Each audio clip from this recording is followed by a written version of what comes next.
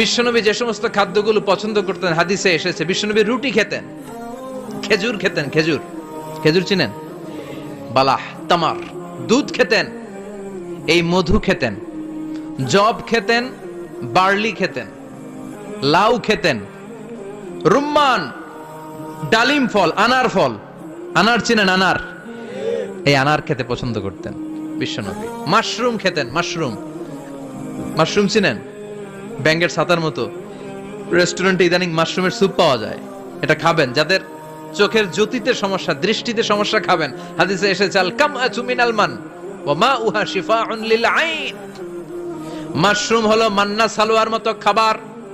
মাশরুমের soup যারা খাবে, চোখের জ্যোতি যাদের কম, তাদের চোখের জ্যোতি বাড়িয়ে দিবে কে?